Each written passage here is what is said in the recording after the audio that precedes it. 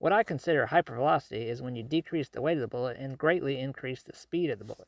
To calculate the ballistic energy of a bullet, you multiply the mass of the bullet by the velocity squared of the bullet. To increase the ballistic energy without overpressuring the round, you can A, either increase the mass while probably decreasing the velocity, or B, decrease the mass and increase the velocity.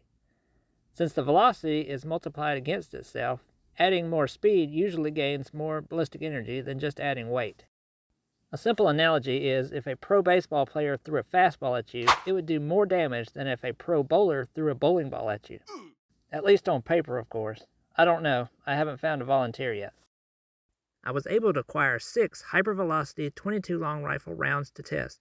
The Remington Vipers, CCI Stingers, CCI Clean22s, Aguila Supermaximum, Federal Punch, and the Norma Echo Speed.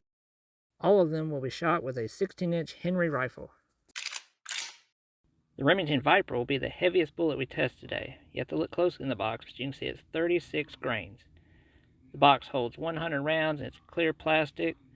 The bullet is a lead bullet with a copper plating on it. It's truncated cone in shape and has a flat point. And also one cool feature about this bullet, if you pull it out, you can see that it has a semi-wad cutter edge on it. What does that mean? Well, if you're shooting at paper, that little edge on the side of the bullet will cut a nice clean hole in the paper that you're shooting at. Pricing wise, they're normally $14 per 100, so 14 cents each. See, I got a little bit of a discount there. Box says it's going to shoot 1,410 feet per second, so let's see how close we can get to those numbers.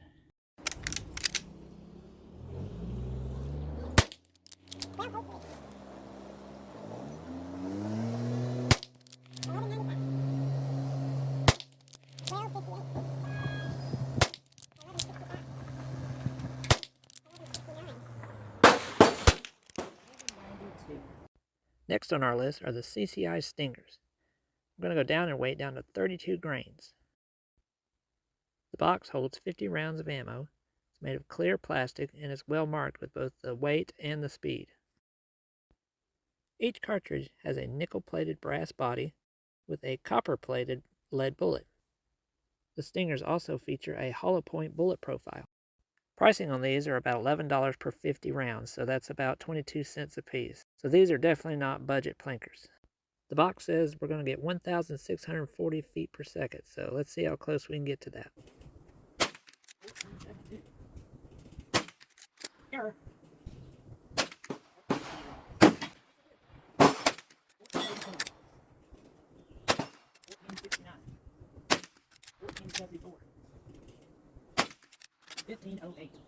The next round is the CCI Clean22. It weighs in at 31 grains. The Clean22 has the typical plastic box with the typical brass cases with a typical round-nosed flat-point lead bullet that has been powder-coated in an unusual color. Pricing is $10 per 50 rounds, so 20 cents a piece. Comparing the CCI Clean22s to the CCI Stingers, the Clean22s are slightly lighter, slightly slower, and has what most would agree is a less expensive bullet coating, but is the exact same price as the Stingers. The speed on the box says 1,550. Let's see what we get at the range. Clean22, go.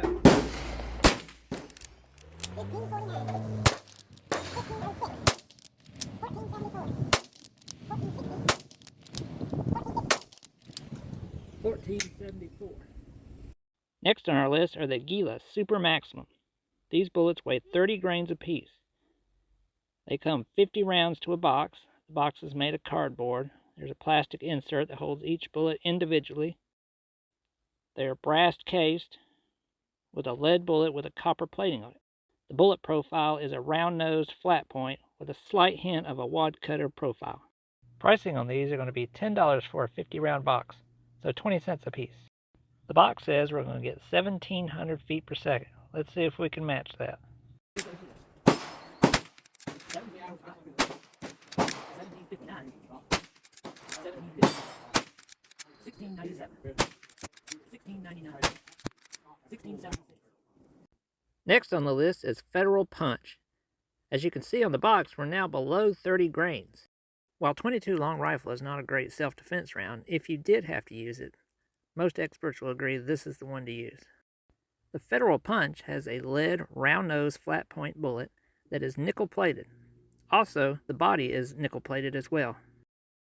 This is a premium bullet with a premium price. Normally, these run for $12 per 50, so 24 cents a piece. The side of the box says we're going to get 1,070 feet per second. I know you're thinking, well, that's not much at all. But that's out of a 2-inch barrel, so we'll be shooting it out of a 16-inch barrel, so I'm expecting a lot more than that. 1566. 1528. 1528, 1549.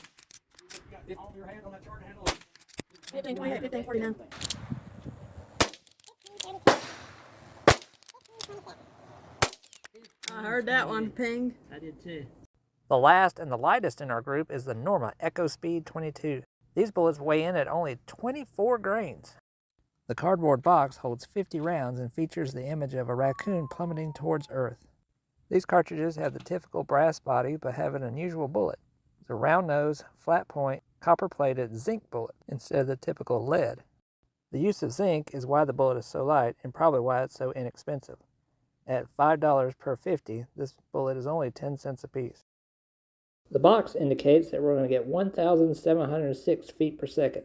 I'm hoping we'll be able to beat that. Echo speed, go. 1569. 1588. 1542. 1543.